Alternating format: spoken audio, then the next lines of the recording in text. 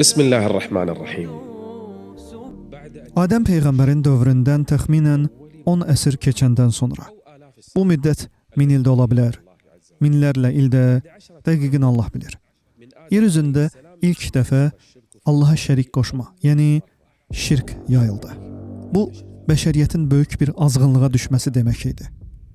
Belə bir vəziyyətdə Allahın insanlara yenidən doğru yolu göstərmək, onları xəbərdar etmək, azğınlıqdan çəkindirmək və doğru yola yönəltmək üçün birini göndərməsi zəruri idi. Yəni, bəşəriyyət öz tarixlərində ilk rəsulu, elçini qarşılamaq ərəfəsində idi. İlk nəbi, Peyğəmbər Həzrət Adəm idi. Amma ilk rəsul, elçi, yəni şəriət gətirən və insanları şirkdən çəkindirən ilk elçi Həzrət Nuh aleyhissalam olmuşdur. Bu iki şəxs arasında fərq belədir.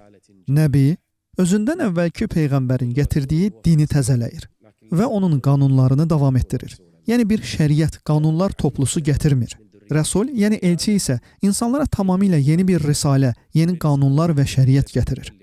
Hər bir elçi əslində həm də Peyğəmbərdir. Lakin hər bir Peyğəmbər, elçi, rəsul deyil. Nuh aleyhissalam isə Adəm Peyğəmbərin oğlu Şitin nəslindən gəlmiş və öz qövmünə yeni bir risalə gətirmişdi. Nuh Peyğəmbər aleyhissalam tövhid, tək Allahlıq inancına sahib idi. Onun qövmünü dəvət etdiyi ilk şey də tövhid olmuşdur.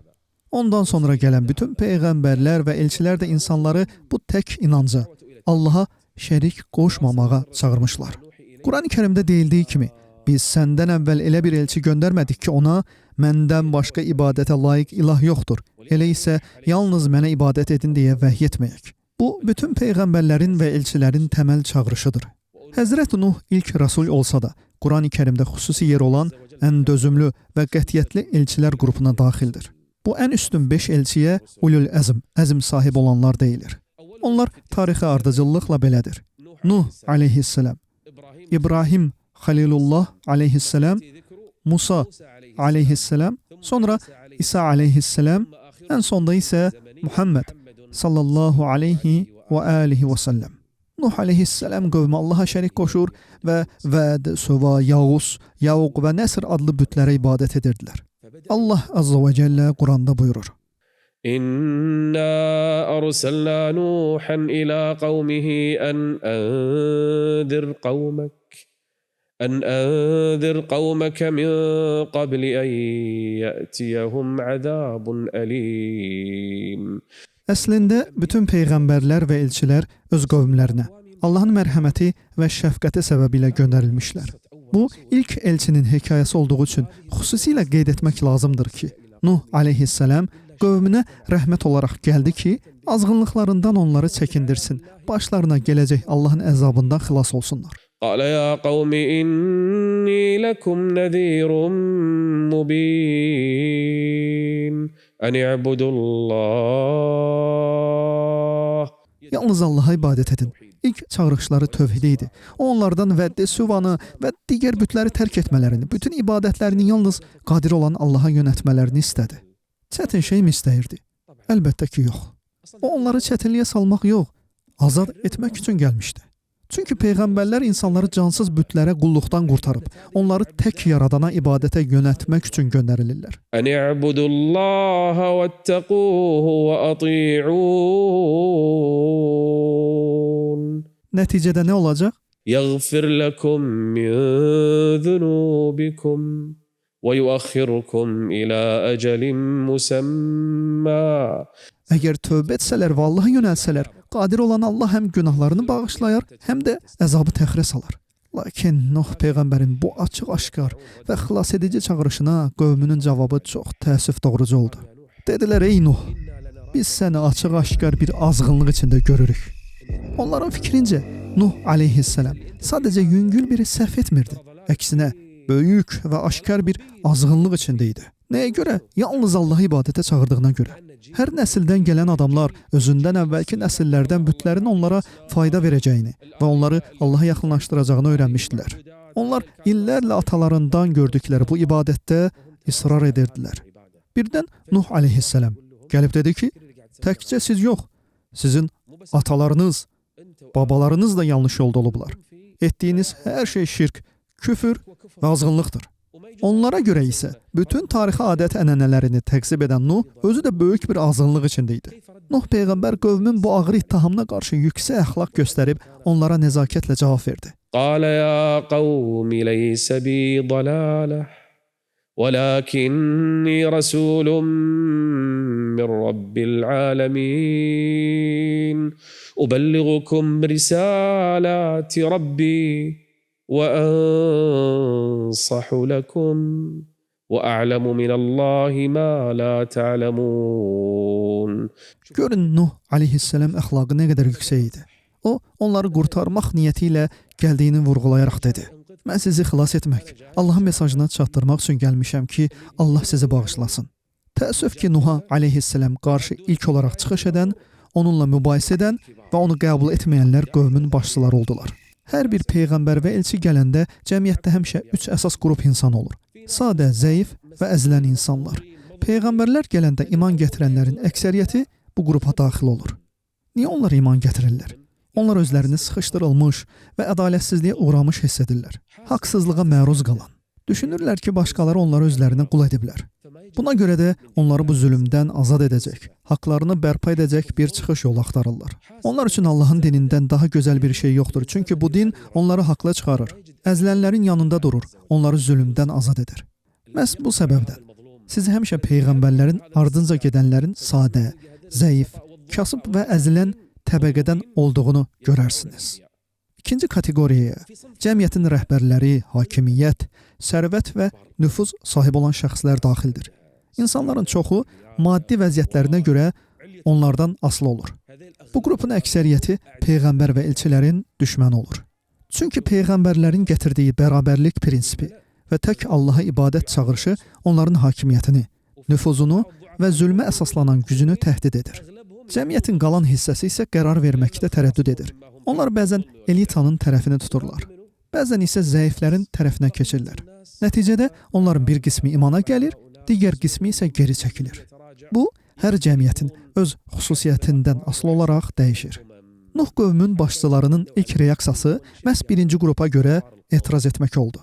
Dedilər, أنؤمن لك واتبعك الأرذلون. Ey Nuh, sənin dəvətinə icabət edənlər ən zəif, ən alçaq insanlardır. Onlar belə insanlarla eyni dində olmağı özlərinə sığışdıra bilmirdilər. Əslində, məsələ sadə insanların anlayış qabiliyyətində deyil. Bu sadə insanlar çox vaxt ağıllı, dərin düşüncəli və anlayışlı ola bilərlər. Buna görə də onların dəyəri bəzən o təkəbbürlü elitanın minindən də üstün olur. Sadəcə olaraq həyat şəraiti onları bu vəziyyətə salıb. Şərtlər bəzi kasıb insanı xidmətçi və ya kölə vəziyyətinə gətirib. Digərinə isə ipək paltarlar geyindirib və insanları ona xidmət etməyə məcbur edib. Yəni, fərq bilikdə yox, maddi vəziyyət və sosial statusda idi. Məhz bu səbəbdən də varlı elita yoxsulları aşağılayırdı. Nuh qövmünün başçıları israr edirdilər ki, sənin arxanca yalnız ən dəyərsiz hesab etdiyimiz insanlar gedir. قالوا أنؤمن لك واتبعك الأرذلون قال وما علمي بما كانوا يعملون إن حسابهم إلا على ربي لو تشعرون. Onları hesaba çəkən Allahdır, mən deyiləm. Əsas o da iman gətirsinlər. Onların kasıb və ya sadə və ya elit təbəqədən olmasının nə fərqi var? Bu şeylər mənim işimə aid deyil. Mənim vəzifəm yalnız Allahın mesajını çatdırmaqdır. Nuh peyğəmbər təbliğata başlayanda başçılar işi onun üçün çətinləşdirmək məqsədi ilə bir şərt irəli sürdülər. Nuh peyğəmbərə dedilər ki, ətrafındakı yoxsul, sadə insanları qovsan. O zaman səninlə oturub söhbətləşib, müzakirə edib bir qərara gələrik. Bu, eynilə Məkkə müşriklərinin Əbu Cəhil, Utbə və Şeybə peyğəmbərimizə sallallahu aleyhi və səlləm dedikləri kimi idi. Bu Əmmarı, Bilalı və Şeybi qov ki, biz gəlib səninlə oturaq. Diqqət edin, tarixdə bütün ümmətlər öz peyğəmbərləri ilə eyni qaydada danışıb. Bu zəifləri aranızdan uzaqlaşdırın ki, biz nüfuzlu adamlar gəlib sizi dinləyək. Əlbəttə ki, Nuh aleyhisselam bu şərti qəbul etmədi. وما أنا بطارد المؤمنين. Mən onları qovmaram. Çünki qadir olan Allah mənə bütün insanları çağırmağı və aralarında heç bir ayrı seçkili etməməyi əmr edib. O, həm də Allahdan qorxduğunu ifadə etdi. Əgər mən sadə insanları qovsam, Allah məni cəzalandırar. Onları qovduqdan sonra kim mənə yardım edər? Nuh aleyhisselam qövm başçılarına bu sualla müraciət etdi. وَيَا قَوْمِ مَنْ يَنْصُرُنِي مِنَ اللَّهِ إِنْ طَرَدتُّهُمْ أَفَلَا تَذَكَّرُونَ Həqir, zəif gördüyünüz bu insanları qovsam, Allah özü mənə müharibə elan edər. Onda məni Allahın əzabından kim qoruyar? Nuh aleyhisselam 50 yaşında olanda Allaha azza və cəllə ibadəti, dini təbliğ etməyə başladı. Nuh aleyhisselam bəşəriyyətə göndərilən ilk rasul, elçi olduğu üçün insanlar onunla mübahisə etdilər və onu günahlandırdılar. Ona söylədilər, əgər Allah peyğəmbər göndərmək istəsəydi, bizim kimi bir insan göndərməzdi. Əksinə, göydən mələklər endirməli idi. Nə üçün bizim kimi bir insan göndərir? Allah mesajını bizə çatdırmaq üçün göydən bir mələk göndərməlidir. Allah tərəfindən göndərilmiş bir peyğəmbəri ilk dəfə qarşılayan insanlar belə etirazlar səsləndirdilər. Bu necə olur? Bir insan, sadəcə adi bir adam, bizim kimi. Və üstəlik o, cəmaatın elitasından deyil, amma güya bizə peyğəmbər olmalıdır. فقال الملأ الذين كفروا من قومه ما هذا إلا بشر مثلكم. O bizim kimi adi bir insandır. Onun Allah tərəfindən göndərilmiş peyğəmbər olduğunu və ona vəhy gəldiyini iddia etməsinə aldanmayın. Bunların hamısı boş, yalan söhbətlərdir. يريد أن يتفضل عليكم. O sadəcə sizdən üstün olmaq üçün peyğəmbər olduğunu iddia edir. İnsanları Nuhdan aleyhisselam uzaqlaşdırmaq üçün hiləgərliyə və taktikaya baxın. ولو شاء الله لأنزل ملائكة ما سمعنا بهذا في آبائنا الأولين. Əlbəttə eşitməzsiniz. Çünki o ilk peyğəmbər, ilk elçidir. Siz bunu ən qədim əcdadlarınızdan eşitməmisiniz, çünki o ilk peyğəmbərdir. Ağlınızı işlədin, düşünün. Allah sizə rəhm etmək istəyir. Ona görə də bu peyğəmbəri sizə göndərdi. Nuh aleyhisselam onlara cavab verdi. Bəli, doğrudur. Mən də sizin kimi bir insanım. Mən heç bir şəkildə sizdən üstün olmağımı iddia etmirəm. Lakin məni göndərən Allahdır. ولا أقول لكم عندي خزائن الله ولا أعلم الغيب ولا أقول إني ملك. Mən insan şəklində bir mələk olduğumu iddia etmirəm. Nə də Allahın xəzinələrinin hamısının mənim üçün açıq olduğunu demirəm. Mən də sizin kimi bir insanam. Və aramızda yeganə fərq Allahın mənə vəhy etməsidir. Allah məni, onun mesajını sizə çatdırmaq üçün seçib. Siz insanların inanacağını gözləyirsinizmi?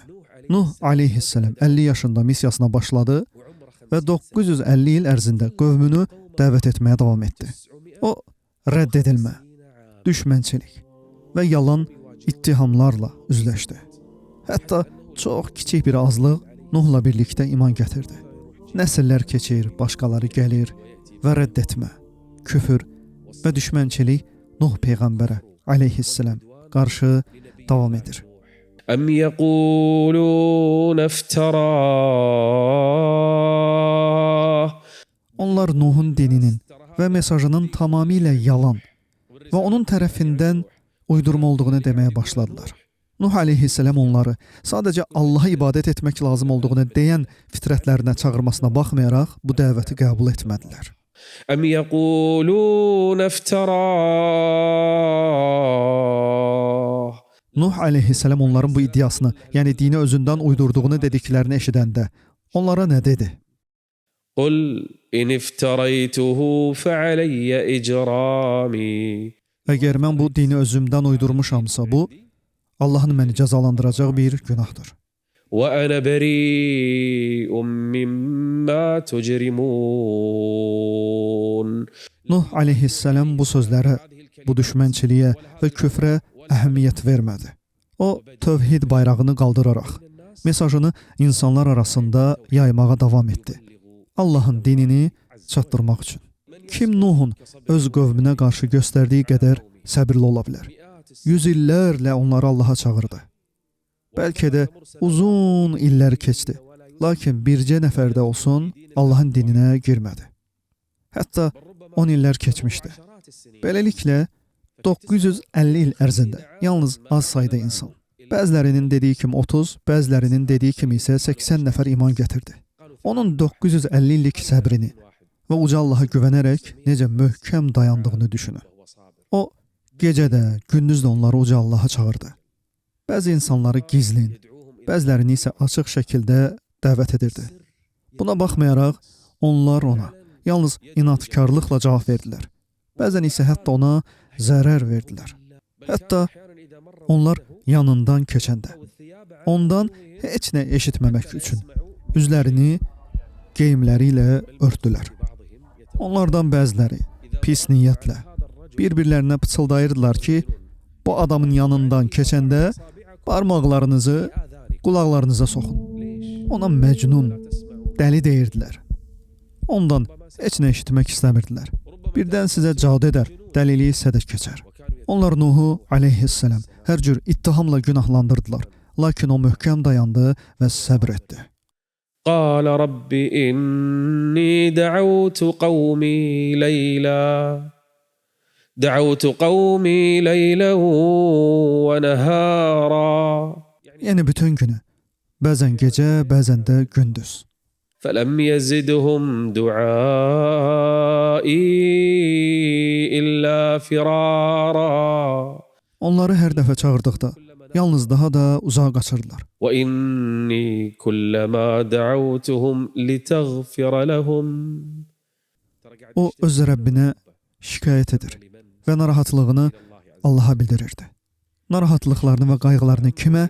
Yaradanına, uca Allaha şikayət edirdi. وإني كلما دعوتهم لتغفر لهم جعلوا أصابعهم في آذانهم واستغشوا ثيابهم وأصروا واستكبروا استكبارا.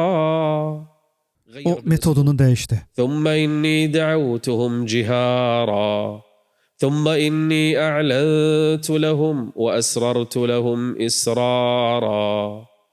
Bütün metodlardan, üslublardan istifadə edərək Nuh aleyhisselam onlara dedi. فقلت استغفروا ربكم إنه كان غفارا. Yəni onun yanaşmasına baxın. O onlara Allahın onları cəzalandıracağını demədi. Nə də onları təhdid etdi. Baxmayaraq ki, bu doğru idi. Əgər inanmasaydılar, cəza gələcəkdi. Lakin o, onlar üçün tövbə qapısını açır və bağışlanma diləməyə çağırır. Nuh aleyhisselam heç bir metoda əsirgəmədi. Açıq, gizli, gecə və gündüz. Hər yerdə, yollarda, məclislərdə, hər kəsin yanına gedərək onları Allaha dəvət edirdi. 1 il, 2 il yox, 10 illər yox, 1000 ilə yaxın, 950 il onları çağırdı. يرسل السماء عليكم مدرارا ويمددكم بأموال وبنين ويجعل لكم جنات ويجعل لكم أنهارا. Bundan başqa nə istəyirsiniz? ما لكم لا ترجون لله وقارا. Rəbbinizin qədrini bilmir, onu ucaltmırsınız. Bütün bunları sizə bəxş etdikdən sonra siz hələ də bütlərə və heykəllərə ibadət edirsiniz. ما لكم لا ترجون لله وقارا وقد خلقكم أطوارا. Onlara yaradılışlarını xatırlatmağa başladı. Siz heç nə idiniz, sadəcə toz idiniz və Allah sizi insana çevirdi. Analarınızın bətnində nə idiniz? Heç nə. Bir spermatozoiddən, bir laxtadan, bir embriyondan rüşeymlərə qədər. Sonra o sizi analarınızın bətnindən çıxartdı və siz heç nə bilmirdiniz. Sonra addım-addım öyrəndiniz. Nuh bütün bunları onlara xatırlatmağa başladı. Bağlar, çaylar, yağış yağdıran səma, övladlar, var-dövlət və insanların özlərinin yaradılışı kimi nemətlərdən sonra siz hələ də Allaha minnətdar deyilsiniz. Bütün bunlardan sonra o sizdən nə istəyir? O sizdən bir şey istəyir. Ona heç nəyə şərik qoşmayasınız. Bəs onlar ona nə edirdilər? Onlar danışa bilməsin deyə əlləri ilə ağzını örtürdülər. Onlar etiraz edib dedilər. قالوا يا نوح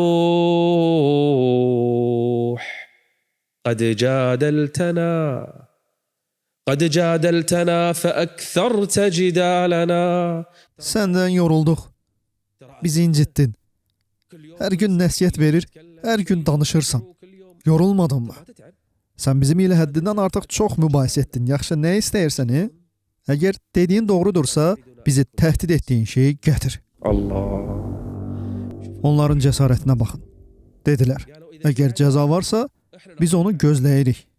Əgər bizi xəbərdar etdiyin Rəbbin etdiklərimizə görə bizi cəzalandıracağını deyirsə, buyursun, gözləyirik.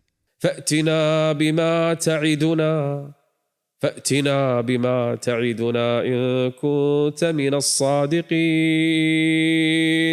قال إنما يأتيكم به الله. Mən əmr edən deyiləm. Əgər Allah cəzanı göndərmək istəsə, o cəza sizin üzərinizə enəcək. Mən buna mane ola bilmərəm. Siz də bacarmazsınız. Aləmlərin Rəbbinə meydan oxumayın. قال إنما يأتيكم به الله إن شاء وما أنتم بمعجزين. Siz aləmlərin Rəbbindən qaça bilməyəcəksiniz. Əgər Rəbbiniz istəsə və cəzanı göndərsə, heç kim Allahın əmrini dəf edə bilməz. Bütün bu inadkarlığa baxmayaraq, Nuh səbirli və möhkəm qaldı. Onları Allaha çağırmağa davam etdi. Davamı inşallah növbəti bölümdə.